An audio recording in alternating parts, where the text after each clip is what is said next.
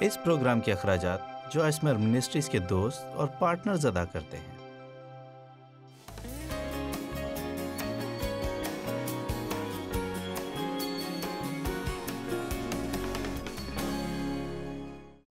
میرے دل میں یہ بات آئی کہ میں بائبل میں سے اپنے پسندیدہ حوالوں پر مبنی ایک تعلیمی سلسلہ شروع کروں تاکہ میں آپ کو یہ بتا سکوں کہ جس وقت خدا نے ان حوالہ جات کو مجھ پر ظاہر کیا اس وقت میری زندگی میں کیا ہو رہا تھا۔ میرا خیال ہے کہ غالباً آپ بھی ان میں سے ہر ایک حوالہ جات کو اپنی زندگی پر لاگو کر سکیں گے، لیکن چند ایک ضرور آپ کی زندگی کو چھوئیں گے۔ ہو سکتا ہے کہ ابھی اور اسی وقت اپنی زندگی کے کسی خاص حصے کے لیے آپ کو اس کی ضرورت ہو۔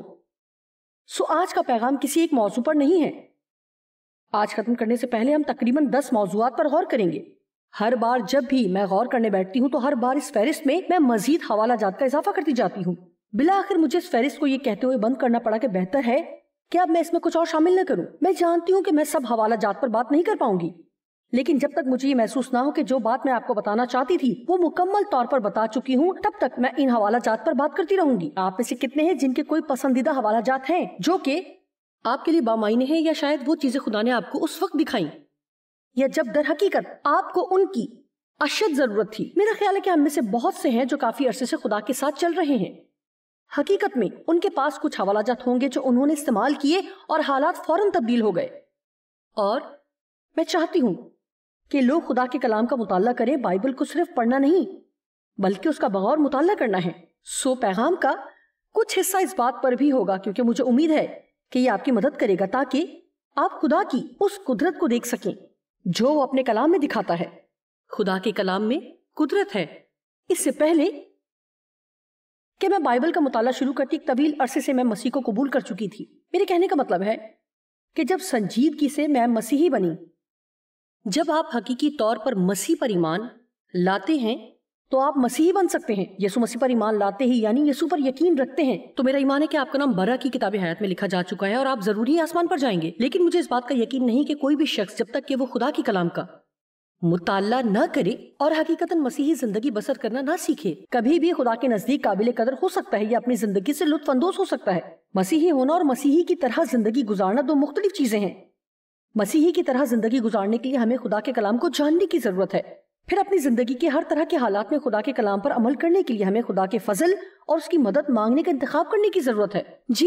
1976 میں جب میں نے سنجیدگی سے خدا کے ساتھ اپنے سفر کا آغاز کیا تو سب سے پہلے حوالہ جات میں سے ایک حوالہ یوحنا 8 کی 31 اور 32 آیات میں جو میرے لیے بہت اہمیت رکھتی تھی۔ تو آئیے پہلے اسی حوالے پر غور کرتے ہیں۔ یسوع نے ان یہودیوں سے کہا جنہوں نے اس کا یقین کیا تھا کہ اگر میرے کلام پر قائم رہو گے، لفظ قائم کا مطلب ہے رہنا، بسنا، ٹھہرنا اور جڑے رہنا، تو خدا کے کلام میں قائم رہنا کلام کو پڑھنے سے بہت مختلف ہے۔ آمین۔ تو اگر تم میرے کلام پر قائم رہو یعنی تعلیم کو تھامے رہو اور اس کے مطابق زندگی گزارو تو حقیقت میں میرے شاگرد ٹھہرو گے اور سچائی سے واقف ہوگے تو سچائی تم کو آزاد کرے گی۔ آمین۔ وہ کیا وجہ تھی کہ وہ حوالے میرے لیے بہت اہم تھے؟ کیونکہ اپنی زندگی میں ایک بندھن میں جکڑی ہوئی تھی۔ میرے باپ نے مجھے جنسی زیادتی کا نشانہ بنایا اور میری ماں نے میری مدد کے لیے کچھ نہیں کیا، اور پھر میں نے اپنی زندگی میں آنے والے پہلے شخص سے شادی کر لی جس نے مزید 5 سال میرے ساتھ بدسلوکی کی۔ وہ دوسری عورتوں کے پیچھے جاتا تھا اور آخر کار اسے جیل ہو گئی۔ آپ ایسے زندگی نہیں گزار سکتے کہ اپنی زندگی کے پہلے 23 سال اس طرح گزاریں کہ آپ کو زندگی میں کسی قسم کا نقصان نہ ہو۔ جو کچھ میں کہہ رہی ہوں آپ میں سے بہت سے لوگ سمجھ رہے ہیں۔ اگر آپ کی زندگی کا آغاز اچھا نہیں تو اس کا یہ مطلب نہیں کہ اس کا اختتام بھی اچھا نہ ہوگا۔ آزاد ہونا حقیقتاً میرے لیے بہت اچھا ثابت ہوا۔ تم سچائی سے واقف ہوگے اور سچائی اگر تم اس میں رہنا سیکھ لو گے تو یہ تمہیں آزاد کرے گی۔ تو مجھے آزادی کی امید کی ضرورت تھی۔ آپ جانتے ہیں کہ آپ کا پر امید ہونا بہت ضروری ہے۔ اگر آپ اپنی زندگی میں روز بروز درست کام کرنے کے لیے مسلسل کوشش کرتے رہتے ہیں تو آج میں آپ کو یہ بتانا چاہتی ہوں کہ اس سے کوئی فرق نہیں پڑتا چاہے آپ کتنی ہی بڑی مشکل میں کیوں نہ ہوں، چاہے آپ نے اپنے ماضی میں کتنی ہی غلطیاں کی ہوں، چاہے آپ کے ساتھ کچھ بھی کیا گیا ہو، آپ کے پاس آزادی کی امید ہے تاکہ آپ اپنی زندگی سے لطف اٹھا سکیں جو کسی بھی طرح سے برباد شدہ نہیں ہے، کیونکہ جب آپ مسیح میں ہیں تو آپ نئی مخلوق ہیں۔ پرانی چیزیں جاتی رہیں اور سب چیزیں نئی ہو گئیں۔ ہر ایک بلند آواز سے کہے میں آزاد ہوں۔ یاد رکھیں یہ ایک سفر ہے، میں ابھی بھی کئی چیزوں سے آزاد ہو رہی ہوں۔ خدا کے ساتھ چلنے میں ایک چیز جو مجھے بہت پسند ہے وہ یہ ہے کہ یہ ایک سفر ہے۔ جس نے میرے اندر اس نیک کام کو شروع کیا ہے وہ خود ہی اسے مکمل کرے گا اور اختتام تک پہنچائے گا۔ آپ اس جگہ نہیں ہیں جہاں آپ کو ہونے کی ضرورت ہے، لیکن خدا کا شکر ہے کہ آپ اس جگہ بھی نہیں رہے جہاں آپ پہلے تھے۔ ٹھیک ہے، آج آپ اپنے راستے پر ہیں۔ آج ایک اچھا دن ہے۔ اگلی چیز جو مجھے یاد ہے جس کا خدا کی طرف سے میری زندگی پر گہرا اثر ہوا، اور ایمانداری کی بات ہے کہ ان چیزوں کو میرے لیے مکاشفہ بننے میں 2 سے 3 سال لگ گئے۔ یہ جانیے کہ کلام کو صرف پسند کرنے کا ہرگز یہ مطلب نہیں کہ وہ کلام آپ کی زندگی میں کام کر رہا ہے۔ اپنی بائبل کی آیات کو خط کشید کرنے کا مطلب یہ نہیں ہے کہ وہ آپ کی زندگی میں کام کر رہا ہے۔ اور کبھی کبھار کلام کے مکمل مکاشفات کو سمجھنے میں کئی سال لگ جاتے ہیں۔ ہمیں صرف معلومات کی ضرورت نہیں ہے، ہمیں مکاشفہ چاہیے۔ اس میں تھوڑا فرق ہے۔ بیزار نہ ہو، بار بار ایک ہی بات سننے سے بیزار نہ ہو، اور نہ ہی بار بار اپنی بائبل کو پڑھنے اور انہی آیات پر بار بار غور کرنے سے تنگ آئیں۔ اور پھر خدا کو مجھے سکھانا پڑا کہ وہ بغیر کسی غرض کے مجھ سے محبت کرتا ہے۔ اور آج صبح میں تھوڑی دیر اس بارے میں بات کرنا چاہتی ہوں کیونکہ حقیقی معنوں میں یہ ہمارے مسائل کا بنیادی حل ہے۔ ہم یہ جاننا چاہتے ہیں کہ ہم ٹھیک ہیں۔ اپنے اندر گہرے طور پر ہم یہ جاننا چاہتے ہیں کہ ہم قابل قبول ہیں، اور جیسے ہم ہیں ہمیں اسی طرح قبول کیا جا رہا ہے۔ اس کا ہرگز یہ مطلب نہیں کہ بہتر ہونے کی یا ہمیں تبدیل ہونے کی ضرورت نہیں ہے، لیکن خداوند ہم سے غیر مشروط محبت کرتا ہے۔ ہم اس کو نہیں سمجھ سکتے، نہیں سمجھ پاتے۔ میں اس غیر مشروط محبت کو نہیں سمجھ پاتی۔ میں گزشتہ 40 سالوں سے اس کو سمجھنے کی کوشش کر رہی ہوں۔ ابھی بھی اپنی روزمرہ زندگی میں اس کو سمجھ نہیں پاتی، لیکن جو کچھ بھی ہم کرتے ہیں خدا اس سب سے الگ ہو کر ہم سے محبت کرتا ہے، اور جیسے ہی ہم اس غیر مشروط محبت کو حاصل کرتے ہیں تو یہ عمل کرتی ہے اور ہمیں درست کام کرنے کی قوت دیتی ہے۔ اگر ہم اس لیے اچھے کام کرنے کی کوشش کر رہے ہیں کہ اس کی محبت کو حاصل کریں تو یہ جسم کے کام بن جاتے ہیں اور شریعت کے ماتحت ہو جاتے ہیں، کیونکہ ہم ایسی چیز خریدنے کی کوشش کر رہے ہوتے ہیں جو دراصل مفت تحفہ ہے۔ لیکن اگر ہمیں اس کی محبت حاصل ہے اور محبت حاصل کرتے ہیں تو پھر ہمیں پتہ چلتا ہے کہ ہم اس سے محبت کر رہے ہیں کیونکہ وہ ہم سے محبت کرتا ہے، اور اس محبت کی وجہ ہی سے ہم اچھے کام کرنا چاہتے ہیں، اور جو کچھ بھی ہم کرنا چاہتے ہیں ہم درست طور سے کر سکتے ہیں۔ اور پھر ایسا بھی ہوتا ہے کہ جب ہم کوئی اچھا کام نہیں کر پاتے تو فقط اپنے اور خدا کے درمیان اس محبت کی وجہ سے ہم افسوس کا شکار ہو جاتے ہیں۔ محبت ٹوٹے ہوئے دل کو جوڑتی ہے۔ محبت گھائل جان کو شفا بخشتی ہے۔ خدا یہ نہیں چاہتا کہ اس کی محبت ہمارے لیے صرف ایک نظریے یا تعلیم کی حد تک ہو جو ہم سنتے ہیں، اور یہی وہ موقع تھا جو میں سوچتی ہوں حقیقتاً میرے لیے تبدیلی کا وقت تھا۔ میرے سامنے کوئی ایسی چیز نہیں آئی جس کی طرف خدا نے میری رہنمائی کی۔ ہاں، میرے سامنے ایک حوالہ آیا، یوحنا کا پہلا خط 4 باب 16 آیت۔ جانتے ہیں یہ بڑی دلچسپ بات ہے کہ آپ آیات پڑھتے رہیں، مختلف آیات پڑھیں، لیکن یہ ضروری نہیں ہے کہ وہ آپ کے لیے ہیں، اور یہ بھی ضروری نہیں کہ یہ آپ کے لیے بامعنی ہوں۔ اور آپ میں سے کتنے لوگ جانتے ہیں کہ کبھی کبھار کسی دن ایسا ہوتا ہے کہ آپ وہی آیات پڑھتے ہیں اور آپ کو ایسا محسوس ہوتا ہے کہ آپ نے پہلے کبھی بھی ان آیات کو پڑھا ہی نہیں۔ یہ خدا کے کلام کی خوبصورت بات ہے۔ آئے ہم پڑھیں یوحنا کا پہلا خط 4:16۔ اور ہم جانتے ہیں، مجھے بائبل کا ایمپلیفائڈ ترجمہ بہت پسند ہے، میں گزشتہ 40 سال سے اس میں سے سکھا رہی ہوں۔ میں یونانی زبان کی شاگرد نہیں ہوں، لہٰذا اس طرح کی وضاحت میری بہت مدد کرتی ہے تاکہ میں الفاظ کو سمجھ سکوں جنہیں اور کسی طرح نہیں سمجھ سکتی، پھر سمجھا بھی سکوں۔ شاید آپ کو پڑھنے میں یہ ترجمہ پسند نہ آئے، لیکن مطالعے کے لیے بہت زبردست ہے، اور ہم جانتے ہیں یعنی ہم سمجھتے ہیں اور پہچانتے ہیں اور تجربے اور مشاہدے کی وجہ سے احتیاط کرتے ہیں، اور اس کی محبت کا یقین ہے، یعنی اس کو جان کر، اس پر ایمان رکھ کر اور اس پر بھروسہ کرتے، کیونکہ خدا اس محبت میں ہماری فکر کرتا ہے۔ خدا محبت ہے، اور جو محبت میں قائم رہتا ہے وہ خدا میں قائم رہتا ہے، اور خدا اسی میں بستا اور قائم رہتا ہے۔ تو آپ کہیں گے کہ اس میں آپ کے لیے اتنی اہم بات کیا ہے؟ 2 الفاظ پر غور کریں۔ آئیں 16 آیت دیکھیں، اسی جگہ جہاں پہلے ہم تھے، یوحنا کا پہلا خط۔ کیا آپ دیکھ سکتے ہیں لفظ محتاط؟ ہم محتاط ہیں اور مشاہدہ کرتے ہیں۔ یہ 2 الفاظ میرے لیے جیسے صفحات پر چھپتے جا رہے تھے۔ پھر خدا نے مجھے کچھ سکھانا شروع کیا، اب میں ایک طرح سے آپ کو اپنی ذاتی زندگی میں جھانکنے کی اجازت دینے لگی ہوں کہ کیسے ان الفاظ نے میری زندگی میں کام کیا، اور خدا نے مجھے سکھانا شروع کیا کہ اپنی روزمرہ زندگی میں اس کی محبت کو دیکھنا شروع کروں. دیکھیں، غور کریں، یہ کوئی بڑی بات نہیں. اپنی زندگی میں اس بات سے باخبر ہوں کہ آپ جانتے ہیں کہ آپ کے ارد گرد ہر طرح کے معاملات چل رہے ہوں گے اور آپ مکمل طور پر انہیں جانے بغیر زندگی گزارتے ہیں. یہ عجیب بات ہے کہ اپنی زندگی میں ہونے والے خدا کے بہت سے معجزات ہم چھوڑ دیتے ہیں کیونکہ ہمارے ذہن کسی دوسری جانب مصروف ہوتے ہیں اور ہم ان پر توجہ نہیں دیتے. میں آپ کو ایک مثال دیتی ہوں کہ جب میں اس علاقے میں آئی تو کیا ہوا، اور اکثر اس طرح کے معاملات ہو جاتے ہیں. اگر آپ اپنی زندگی میں ایسی چیزوں پر توجہ دینا شروع کریں تو پھر دراصل یہ خدا کے ساتھ آپ کی رفاقت کو اور مضبوط کرے گی. ٹھیک ہے، پچھلے ہفتے میں ناریل والی پیسٹری کھانا چاہتی تھی، لیکن میں نے ناریل والی پیسٹری نہیں کھائی، اور میں نہیں جانتی کہ کتنے عرصے سے میں نے ناریل والی پیسٹری نہیں کھائی. جانتے ہیں، میں اکثر ہفتے میں ایک بار میٹھا ضرور کھاتی ہوں اور یہ میری دعوت ہوتی ہے. لہٰذا میں نے منصوبہ بنایا. میں چاہتی ہوں کہ جب میں اسے کھاؤں تو سب خاموش ہو جائیں. اسے کھاتے ہوئے میں کسی سے بات نہیں کرنا چاہتی. اسے کھاتے ہوئے میں فون بھی نہیں سننا چاہتی. میں کھاتے ہوئے اسے محسوس کرنا چاہتی ہوں. میں کھانے کے دوران اس کا مزہ لینا چاہتی ہوں اور اس سے لطف اندوز ہونا چاہتی ہوں. تو پھر میں نے یہ سوچنا شروع کیا کہ میں کہاں سے ناریل والی پیسٹری حاصل کر سکتی ہوں.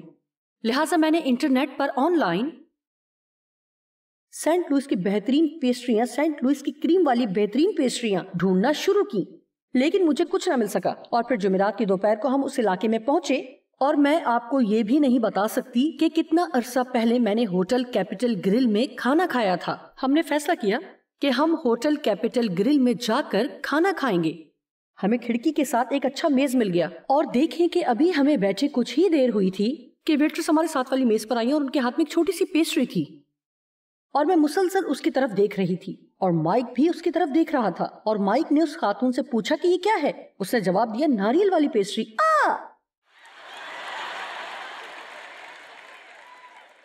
واو، ہمارا خدا ایسا ہے. خدا نے میرے ساتھ پیسٹری کا مذاق کیا.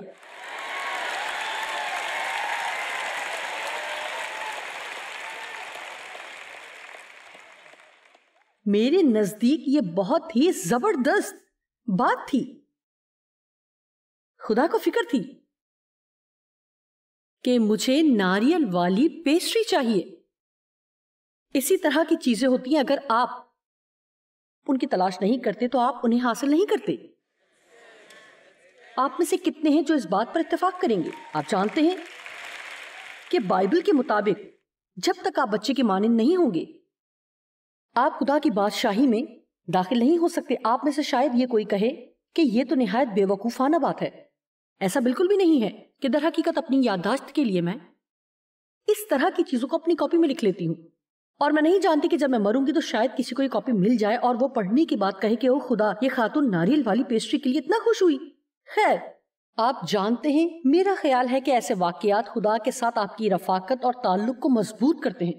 اور میں یہ چاہتی ہوں کہ آپ اس بات کو جانیں کہ خدا آپ کا خیال رکھتا ہے، اور بائبل بتاتی ہے کہ اگر ہم اس میں شادمان رہیں گے تو وہ ہمارے دل کی پوشیدہ درخواستوں اور خواہشات کو پورا کرے گا. اس لیے میں چاہتی ہوں کہ آپ روزانہ اپنی زندگی میں خدا کی محبت کو مختلف انداز سے تجربہ کرنا شروع کریں. آئیں خدا کی محبت کو جانیں اور سمجھیں، اور خدا کی محبت سے ناواقف اور انجان نہ رہیں. آمین. مجھے یہ حوالہ بہت پسند ہے.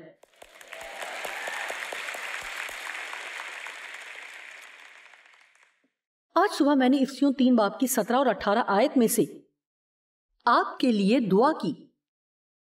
یہ بڑی خوبصورتی کے ساتھ خدا کی محبت کو بیان کرتی ہے. میں آپ کے سامنے ایک اور آیت پڑھتی ہوں، اور ایمان کے وسیلہ سے. افسیوں 3 باب 17 آیت. جذبات کے ذریعے نہیں بلکہ ایمان سے. یہ ایمان کی بات ہے. مسیح سکونت کرے یعنی بسے، مطلب ہے کہ وہ آپ کے اندر قائم رہے، مستقل طور پر گھر بنائے، مطلب کہ وہ آپ کے اندر، آپ کے دل میں رہنا چاہے تاکہ آپ گہرے طور پر محبت میں جڑ پکڑیں اور آپ کی بنیاد محبت میں محفوظ رہے. آپ جانتے کہ جب آپ کی جڑیں محبت میں گہری ہوتی ہیں اور بنیاد محبت پر قائم ہوتی ہے تو چاہے آپ کی زندگی میں کچھ بھی ہو تو آپ کو خدا سے یہ کہنے کی ضرورت نہیں کہ اے خدا، کیا تو مزید مجھ سے پیار نہیں کرتا؟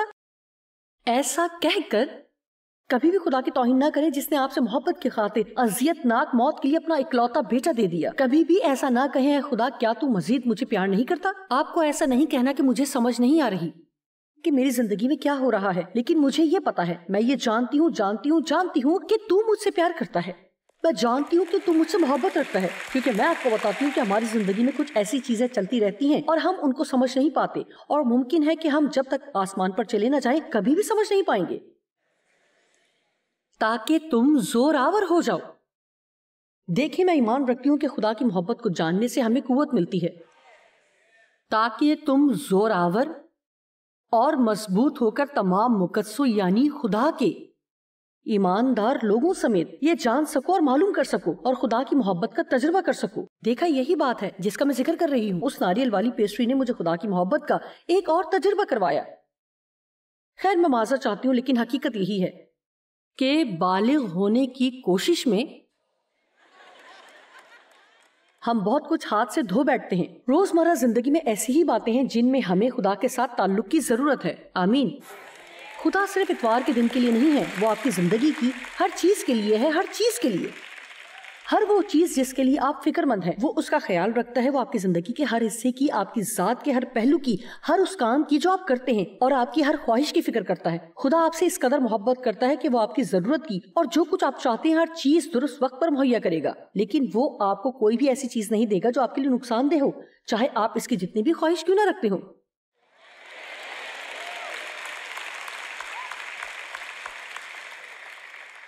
خدا آپ سے محبت رکھتا ہے. آپ اس کے کلام میں قائم رہی تو سچائی کو جانیں گے اور وہی سچائی آپ کو آزاد کرے گی. مجھے پیدائش 12 باب کی 1 سے 3 آیت بہت پسند ہے. میں نے اس سے بہت کچھ سیکھا ہے. اب ہاران میں خدا نے ابراہیم سے یہ کہا، اپنی خاطر یعنی اپنے فائدے کے لیے تو اپنے وطن سے اور اپنے ناطے داروں کے بیچ سے اور اپنے باپ کے گھر سے نکل کر اس ملک میں جا جو میں تجھے دکھاؤں گا، اور میں تجھے ایک بڑی قوم بناؤں گا اور تیرا نام مشہور اور سرفراز کروں گا، تجھے برکت دوں گا، سو تو باعث برکت ہوگا یعنی دوسروں کی بھلائی کا باعث ہوگا. جو تجھے مبارک کہیں گے یعنی جو تیرے لیے خوشحالی اور خوشی کا باعث ہوں گے، میں ان کو برکت دوں گا، اور جو تجھ پر لعنت کرے میں اس پر لعنت کروں گا. اور تیرے وسیلے دنیا کے سب خاندان اور قبیلے برکت پائیں گے یعنی تیرے وسیلے ان کو خود بھی برکت ملے گی. کیا ہی خوبصورت وعدہ ہے، کیا ہی زبردست بات ہے کہ میں تیرا نام سرفراز کروں گا، میں تجھے دولت مند بناؤں گا، تیرے پاس وہ سب کچھ ہوگا جس کی تجھے ضرورت ہے. کمال بات ہے کہ تیرے اوپر اتنا مسا ہوگا کہ اگر کوئی دوسرا تیرے لیے برکت چاہے گا تو وہ تجھے برکت دینے کے سبب سے خود بھی برکت پائے گا. اور یہ بہت ہی زبردست بات ہے، لیکن تجھے یہ سب تب تک نہیں مل سکتا جب تک تو پہلی آیت پر عمل نہ کرے. سب کچھ چھوڑ دے جو تو جانتا ہے اور جس سے تو واقف ہے، اور اس جگہ جا جو میں تجھے دکھاؤں گا، اور تب تک نہیں دکھاؤں گا جب تک تو سب کچھ چھوڑ کر چلنا نہ شروع کرے. خدا اسے جانتا تھا. کیا واقعی خدا نے ایسا کیا؟ جب بھی خدا آپ کو کچھ اور کرنے کے لیے بلائے تو یاد رکھیں، آپ کو اگلی چیز پکڑنے سے پہلی چیز کو اپنے ہاتھ سے چھوڑنا ہے. اور اکثر ہی اس چیز کے بارے میں آپ کو زیادہ تفصیلات نہیں دی جاتی ہیں، آپ کو صرف یہ پتہ چلتا کہ ایک کام ہو گیا ہے. ہو سکتا ہے کہ اس بات کو یقینی بنانے کے لیے آپ لمبے عرصے تک اس کا انتظار کرتے رہیں. آپ یہ سوچ رہے ہوں گے کہ وہ مر رہا تھا اور اب آپ جان گئے ہیں کہ وہ بالکل مردہ ہو چکا ہے. آمین. لہٰذا میں مزید یہ نہیں کر سکتی کہ اگر آپ وہ کام کرتے رہے ہیں تو پھر اس میں کوئی زندگی باقی نہ رہے گی، پھر آپ کے لیے اس میں مزید کوئی بھی مسئلہ نہیں ہوگا. ہم سب کے ساتھ ایسا ہوتا ہے، لیکن ہو سکتا ہے کہ آپ اسے پہچان نہ پاتے ہوں. ہو سکتا ہے کہ ان چیزوں کو جو آپ کے لیے فائدے مند نہیں اپنی زندگی میں رکھنے سے آپ مسا کھو بیٹھیں کیونکہ آپ نہیں جانتے کہ آگے کیا ہونے والا ہے. اور بہت سے لوگ ایسے ہیں جن کی زندگیوں میں یہ سب دباؤ اور تناؤ موجود ہے. اور خدا نے مجھے ایک مثال دی کہ ہوتا کیا ہے. یہ اس طرح ہوتا ہے کہ اگر میں یہاں کھڑی ہوں اور اس کو پکڑے ہوئے ہوں تو میں ایسی ہوں. آپ جانتے ہیں اگلی چیز جو خدا آپ کو دینے والا ہے وہ اسے آپ سے فاصلے پر رکھتا ہے. جی ہاں، آپ جانتے ہیں کہ خدا بھیدوں میں باتیں کرنا پسند کرتا ہے. یہ ایسے ہے کہ کسی بھی چیز کو ایک ہی طریقہ ہے کہ پکڑے رہنے کے بجائے اسے چھوڑ دیں اور یہیں سے ایمان داخل ہوتا ہے. میں آپ کو اپنی زندگی سے عملی مثالیں دیتی ہوں. مجھے امید ہے کہ آپ اپنی زندگی میں انہیں لاگو کر سکتے ہیں. 1976 میں جب روح القدس نے مجھے چھوا تو میں ایک نوکری کر رہی تھی. میں اتنے ہی پیسے کما رہی تھی جتنی کہ ڈیو. میرے پاس ایک اچھی گاڑی تھی. میرا مطلب ہے ڈیو اچھے پیسے کماتے تھے اور میں بھی اچھے پیسے کماتی تھی، تو ہمیں پیسوں کے حوالے سے کوئی مسئلہ نہیں تھا. اور اپنی نوکری میں ایک بااختیار عہدے پر تھی اور نوکری چھوڑنے کا میرا کوئی ارادہ نہیں تھا.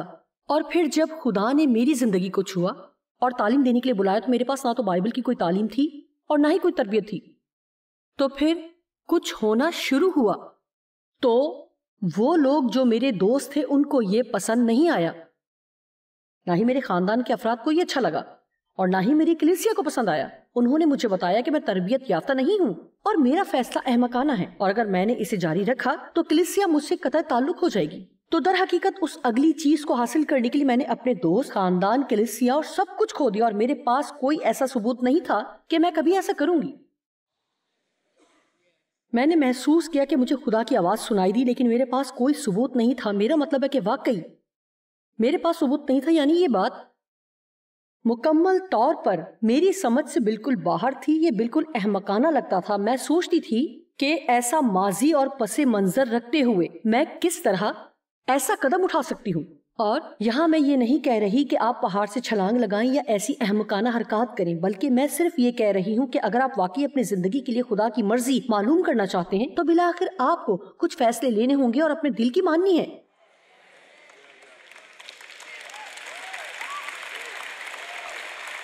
کیا کسی کو کچھ سمجھ آیا کہ میں کس بارے میں بات کر رہی ہوں؟ اینتھنی، کیا آپ کو ایسا کرنا پڑا؟ یہ میرے لیے حیران کن ہے. دیکھیں، ہو سکتا ہے کہ ابراہیم کے خاندان کے بارے میں ایک بات آپ کے علم میں نہ ہو. میرے خیال میں وہ غیر معبودوں کے ماننے والے تھے. پھر خدا کو ایک ایسا شخص مل گیا جس کے بارے میں وہ سوچتا ہے کہ یہ کام کر سکتا ہے، لیکن در حقیقت وہ نہیں کر سکا. اب جو میں کہنے والی ہوں غور سے سنیے گا. اس وقت تک خدا ابراہیم کی زندگی میں وہ کام نہ کر سکا جب تک کہ اس نے اس کی زندگی میں سے اس پرانے اثر کو نکال نہ دیا. خوش ہو جائیں، میں آپ سے بات کر رہی ہوں. آپ میں سے کچھ لوگ ہیں جو پریشانی کی حالت میں ہیں کیونکہ آپ میں کچھ ہے جو آپ محسوس کرتے ہیں کہ آپ کو کرنا چاہیے یا آپ کرنا چاہتے ہیں یا آپ کر سکتے ہیں، لیکن آپ کو اس پرانے اثر سے باہر آنے کی ضرورت ہے، کیونکہ یہ بے اعتقادی کا اثر ہے، یہ غیر اعتمادی کا اثر ہے، یہ ایک شکست خوردگی کا اثر ہے، یہ گناہ کا اثر ہے. ہم اکیلے رہنا نہیں چاہتے. ہم نہیں چاہتے کہ لوگ ہمارے بارے میں بات کریں. ہم نہیں چاہتے کہ لوگ ہمارے بارے میں غلط سمجھیں اور لوگ ہمارے بارے میں عیب جوئی کریں، تو ہم انہی مردہ چیزوں میں ہی رہنا چاہتے ہیں. کیا کوئی میری بات سمجھ رہا ہے؟ بجائے اس کے کہ اس موقع کا فائدہ اٹھائیں کہ خدا راست ہے اور ہمارے ابدی فائدے کے لیے وقتی قربانی دینے کے لیے تیار ہے، ہم انہی مردہ چیزوں کے ساتھ ہی رہنا چاہتے ہیں. میں اپنی پسندیدہ آیات آپ کو بتا کر بہت ہی خوش ہوں. میں آپ کو یہ بتانا چاہتی ہوں کہ اگر آپ خدا کے کلام پر غور کریں اور اس کا مطالعہ کریں تو یہ آپ کی مدد کرے گا تاکہ آپ اپنی زندگی کے ہر ایک دن سے، چاہے وہ عام ہی دن کیوں نہ ہو، لطف اٹھا سکیں.